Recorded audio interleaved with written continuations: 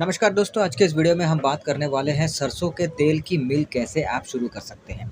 दोस्तों, आज हम जानेंगे इस बिज़नेस को कैसे आप स्टार्ट कर सकते हैं, कितना आपको इन्वेस्टमेंट करना पड़ेगा, कितना प्रॉफ़िट देखने को मिलेगा, ज़मीन कितनी आपको चाहिए होगी इस बिज़नेस को स्टार्ट करने के लिए, कौन-कौन सी मशीनें आपको चाहिए होंगी और भी ढेर सारी बातें इस बिज़नेस से जुड़ी हुई इस वीडियो में हम जानने वाले हैं। दोस्तों, सरसों का तेल एक ऐसा तेल है जिसकी खपत हर घर में होती है, हर घर में रहती है, हर घर को सरसों के तेल की ज़रूरत पड़ती है। तो सरसों के तेल की डिमांड तो हमेशा रहती है और रहेगी। तो अगर आप सरसों के तेल की मिल शुरू करते हैं और खुद ही मशीन्स के सहारे सरसों का तेल निकालते हैं और मार्केट में बेचते हैं, अब अपने ब्रांड नेम के साथ भी आप बेच सकते हैं या फिर सिंपल तरीके से सरसों का तेल निकाल कर आप जो है सिंपल तरीके से भी बेच सकते हैं, वो आपके ऊपर है। अब दोनों ही तरीके से अच्छा खासा मुनाफ़ा, अच्छा खासा फ़ायदा आपको देखने को मिल सकता है।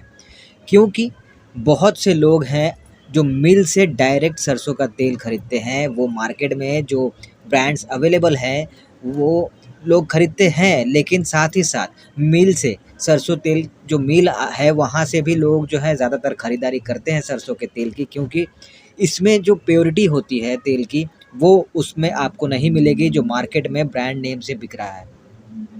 तो कहने का मतलब है कि लोग जो है सरसों के तेल मिल से डायरेक्ट खरीदना पसंद करते हैं और ये बहुत ज़्यादा चलने वाला बिज़नेस इसीलिए बनता जा रहा है, क्योंकि इसमें प्योरिटी जो है वो ज़्यादा अच्छे तरीके से आपको मिलता है। इसमें किसी भी तरह की कोई मिलावट नहीं होती।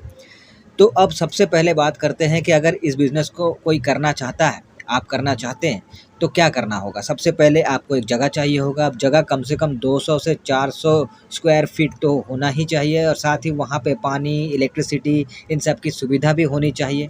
अब बात है कि आपने जगह तो देख लिया, अपना जगह चुन लिया, उस पर आपको अब सेटअप लगाना है। तो सेटअप लगाने के लिए आपको मशीन्स चाहिए होंगे, ताकि सरसों के तेल का जो मिल की शुरुआत आप कर रहे हैं, तो वो मशीन्स के ज़रिए ही तो होगा। तो वो मशीन्स आपको चाहिए होंगे, तो कौन-कौन से मशीन्स लगते हैं वो अब आपको बताते हैं, जिसकी आपको ज़रूरत है, जिसकी खरीदारी आपको करनी होगी और सेटअप लगाना होगा। तो देखिए, oil expeller machine, filter press machine, electric motor, oil storage tank, testing tool, electronic weighing machine, ceiling and box stamping machine, electric meter starter, इस तरह के जो कुछ मशीन्स हैं वो आपको चाहिए होंगे, जिसकी खरीदारी आप ऑफ़लाइन या फिर ऑनलाइन ईज़िली कर सकते हैं। अब बात कि आपने मशीन भी खरीद ली, जगह भी देख लिया, वहाँ पे मशीन खरीद के सेटअप भी कर दिया। तो अब आपको चाहिए होगा तीसरा चीज़, वो क्या है? वो है कच्चा माल, जिससे कि आप जो है तेल तैयार करेंगे।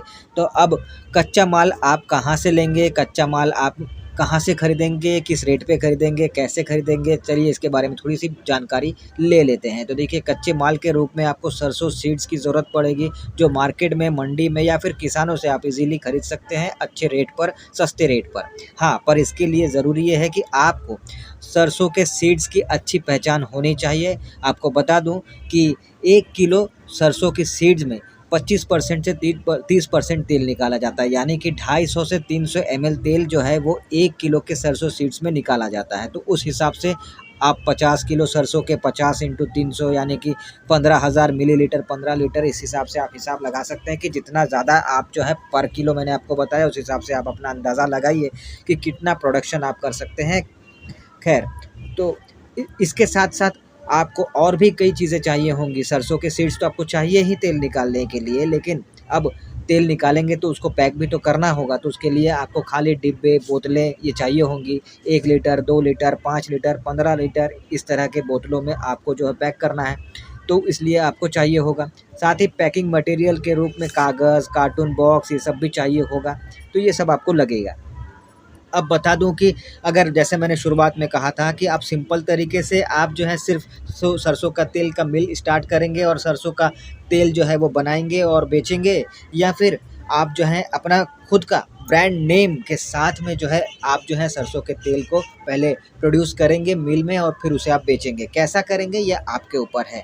ख़ैर, तो इसके लिए कुछ लाइसेंस तो आपको लगेगा, तो लाइसेंस के रूप में जो है आपको ब्यूरो ऑफ इंडियन स्टैंडर्ड्स ये लगेगा, एफएसएसएआई का लाइसेंस लगेगा, shop act and trade licence लगेगा, उद्योग आधार रजिस्ट्रेशन लगेगा, जीएसटी नंबर लगेगा, इंश्योरेंस भी आपको कराना पड़ेगा, साथ ही फायर एंड सेफ्टी लाइसेंस भी आपको चाहिए और साथ ही जिस जगह पर आप कर रहे हैं अगर वो आप किराए पे ले रहे हैं तो रेंट एग्रीमेंट लगेगा और अगर आपकी खुद की जगह है जहाँ पे आप इस बिज़नेस को कर रहे हैं तो फिर ओनरशिप डॉक्यूमेंट्स आपको लगेंगे।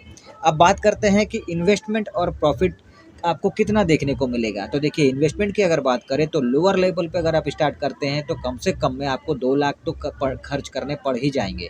अगर आप ब्रांड नेम के साथ जो है मार्केट में उतरना चाहते हैं तो आपको थोड़ा-सा ज़्यादा खर्चा करना होगा।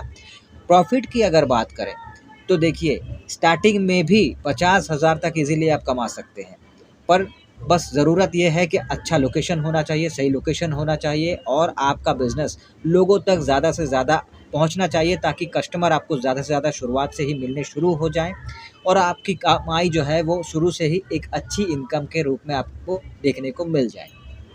अब आपको ये भी बता देता हूँ कि सरसों के तेल निकालने की विधि क्या होती है। तो मशीन्स तो सारे सेटअप आपका करके रखते ही हैं, तो आप करना सबसे पहले ये होता है आपको कि पहले अच्छे और सही जो क्वालिटी के सरसों सीड्स हैं वो आपको चुनने होते हैं और फिर उनसे गंदगी आपको हटाना होता है, साफ़ करना होता है। फिर आपको उन्हें डिटॉक्सिफ़ाई करना होता है और फिर सरसों सीड्स को गर्म करना होता है ताकि जो भी कीटाणु, जीवाणु जो होते हैं उसके अंदर वो मर जाएँ। उसके बाद फिर आपको तेल निकालने वाली जो मशीन होती है उसमें इन सरसों के सीड्स को आपको डाल देना होता है पिसाई के लिए, तेल निकालने के लिए और फिर आप जो है तेल निकाल लेते हैं। उसके बाद तेल निकलने के बाद आपको उसे छानना होता है, फ़िल्टर मशीन के द्वारा आपको उसे छानना होता है और फिर जो है आपको उसे पैक करना होता है और फिर आगे आपको बेच देना होता है, सिंपल सा प्रोसेस है। अब बात करते हैं कि इस माल को जो तैयार माल आपने किया है उसे कहाँ बेचेंगे? तो उसे कई तरीके से आपको बेचने का तरीका है। पहला तरीका ये है कि आप जो है इसे माल बना के आपने रेडी कर लिया तो आप जो है किराना स्टोर, सुपरमार्केट और भी कई तरह के राशन के जो दुकानें हैं आपके एरिया में, आपके शहर में, आपके राज्य में, आप जहाँ तक कवर कर सकते हैं शुरुआत में, वहाँ तक कवर कीजिए, उन सब से बातें कीजिए और फिर अपना माल जो है उन सबको आप सप्लाई कीजिए।